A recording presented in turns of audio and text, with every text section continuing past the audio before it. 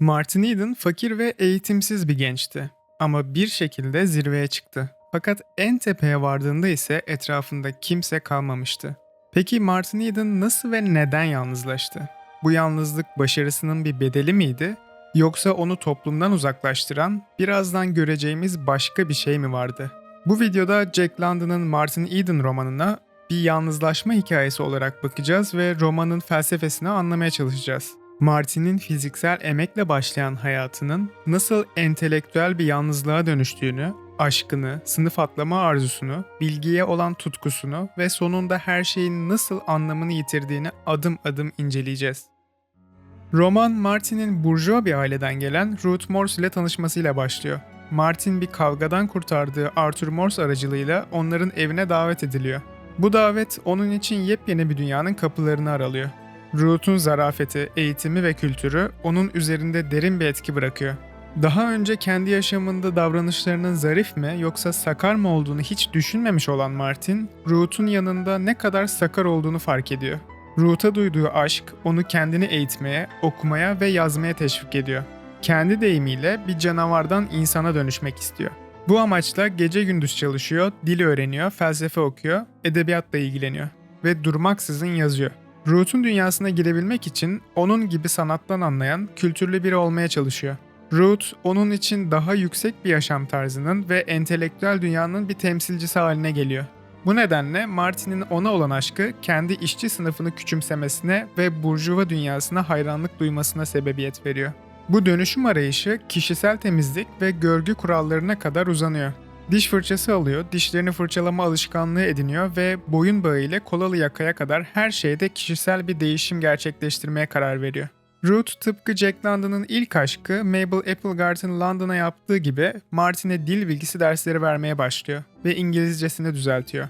Ruth'un anlattığı dil yapısını, fiil çekimini kavradığında büyük bir zevk duyuyor. Kütüphanenin müdavimi oluyor, şiir, roman ve felsefe kitapları okuyor.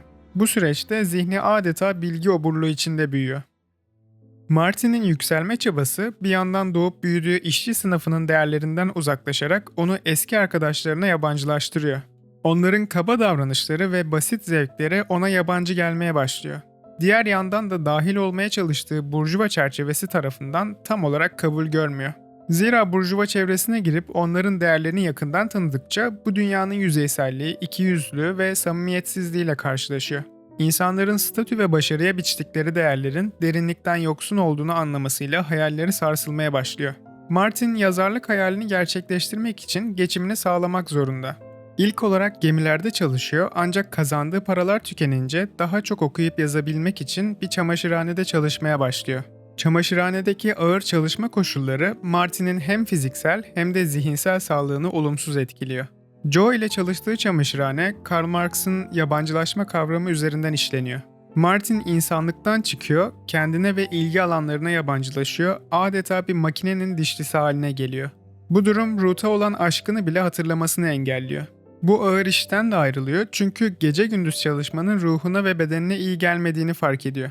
Yazarlık serüveninde Martin defalarca reddediliyor.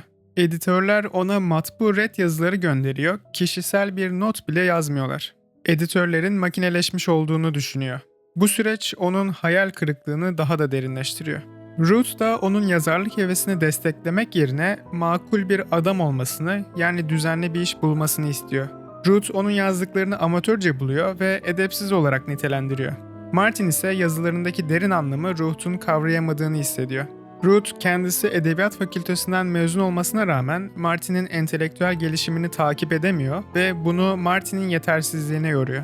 Nişanları Martin'in yazdığı bir makale yüzünden çıkan gazetedeki haberler ve ailesinin baskısıyla bozuluyor. Martin bu kopuşla derin bir yalnızlığa itiliyor ve tek yaptığı yarım kalan eserlerini bitirmek oluyor. Martin'in entelektüel yolculuğunda önemli bir figür de sosyolog Herbert Spencer. Spencer'ın evrimsel mekanizmaları biyolojiden tüm bilim alanlarına yayma görüşü onu derinden etkiliyor. Bu görüşlerden beslenerek sosyal Darwinizmin doğal seçim yasalarına tutunuyor. Bu durum Martin'in hem burjuva sınıfının yüzeyselliğini hem de kendi çıktığı işçi sınıfının köle ahlakını acımasızca eleştirmeye itiyor. Martin iki yanı keskin bir kılıç gibi hem alt sınıfı hem de üst sınıfı doğuruyor. Bu entelektüel gelişim onu daha da yalnızlaştırıyor. Ne eski dünyasına geri dönebiliyor ne de yeni dünyasına tam olarak ait olabiliyor. Martin'in hayatındaki en yakın entelektüel arkadaşı ise şair Brissenden. Martin'in eserlerindeki derinliği ve dehasını anlayan nadir kişilerden biri. Brissenden, Martin'e dergileri boş vermesini, güzelliği güzellik için sevmesini ve denize, gemilerine geri dönmesini tavsiye ediyor. Ayrıca Martin'i Burjuva şehirlerinin onu öldüreceği konusunda uyarıyor ve Burjuva kızlarının yüreksiz olduğunu, yaşamaktan korktuklarını söylüyor. Martin'in Aşk Döngüsü adlı şiirini Ruth için yazdığını anladığında şaşkınlıkla karışık dehşet yaşıyor ve Ruth'u solgun yaratık, aciz kız olarak niteliyor. Martin bu sözler üzerine Brissenden'ı boğazlamaya kalksa da onun gözlerinde korku değil merak ve alay görüyor. Sonrasında onun ölümü Martin'i oldukça sarsıyor.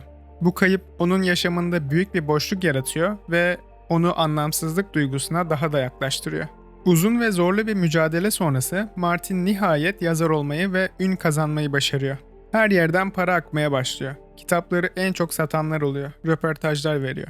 Ancak bu başarı onu beklediği mutluluğu getirmiyor. Aksine onu derin bir yalnızlık ve anlamsızlık duygusuna sürüklüyor. Daha önce kendisini yemeğe davet etmeyen, küçümseyen burjuva çevresinin şimdi sırf şöhreti ve parası olduğu için peşinden koştuğunu fark ediyor. Bu ikiyüzlülük onu tiksindiriyor. Kendi eserleri için değil, güruh zihniyetinin kör ve otomatik düşüncesi yüzünden kabul gördüğünü anlıyor. Ruth da Martin'in başarısıyla birlikte ona geri dönmek istiyor. Ancak Martin, Ruth'un kendisini olduğu gibi değil, başarısı ve parası için istediğini anlıyor.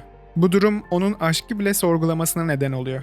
Hatta Ruth'la yeniden yakınlaştığında eskiden hissettiği sıcaklığı ve arzuyu bulamıyor. Eski işçi sınıfı arkadaşları da artık ona yabancı geliyor. Ucuz bire bile eskisi gibi tat vermiyor. Martin'in hayallerinin yıkılması onu derin bir depresyona ve umutsuzluğa itiyor. Yaşamında anlam bulmakta zorlanan ve derin bir umutsuzluk içinde olan Martin, sonunda çaresiz bir adım atarak yaşamına son veriyor. Bu intihar, bireyciliğin ve Nietzsche'nin üst insan fikrinin bir eleştirisi olarak görülebilir. Jack London'a göre Martin Eden'ın intiharı bireyciliğin bir yenilgisiydi. Bu roman aynı zamanda London'ın kendi hayatından izler taşıyan yarı otobiyografik bir roman. London, Martin'in karakterinde 20'li yaşlarındaki kendi bireyci anlayışını yansıtıyor. Ancak London yaşadığı zorluklar neticesinde daha sonra sosyalizmi benimserken Martin Eden'ı sosyalizm düşmanı bireyci bir genç olarak konumlandırıyor. Farklı bir yandan Lacan'ın arzu teorisi Martin'in yalnızlaşmasını ve sonunu felsefi bir derinlikle açıklıyor. Lacan'a göre arzu hiçbir zaman tam olarak doyurulamaz. Arzuladığımız şey onu elde ettiğimiz anda değerini kaybeder. Çünkü arzu o nesnenin yokluğundan ve eksikliğinden beslenir. Martin'in arzuları Ruth ve onun temsil ettiği burjuva sınıfı etrafında şekilleniyordu. Yazar olarak başarı kazandığında ve Ruth ile birlikte olduğunda arzu nesnesinin aslında boş olduğunu fark etti. George Bernard Shaw'un dediği gibi hayatta iki trajedi vardır. Biri kalbin arzusunu elde edememek, diğeri ise elde etmek. Martin de bu trajik durumla karşı karşıyaydı.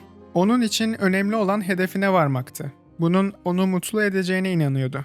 Ancak hedefine ulaştığında büyük bir hayal kırıklığına uğruyor. Çünkü yolda olduğu süreçte edindiği deneyimlerin ve tecrübe ettiği zorlukların varmaktan çok daha anlamlı olduğunu fark ediyor. Hedeflerine ulaştığında ise boşluk, anlamsızlık ve tatminsizlik duygusuyla karşılaşıyor. Jack London bu hikaye aracılığıyla bireysel çabanın ve toplumsal başarının ardındaki derin boşlukları da ortaya koyuyor.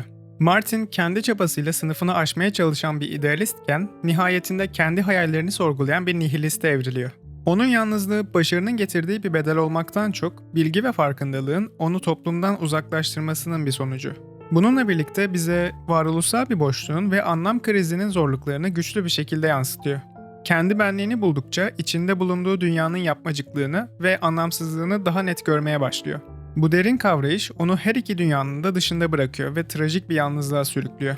Ama bu yalnızlığın sadece bireysel bir çöküş olmadığı ve toplumun işe yaramadığı anda bireyi nasıl gözden çıkardığına dair çok daha karanlık ve bambaşka bir örnek karakter daha var.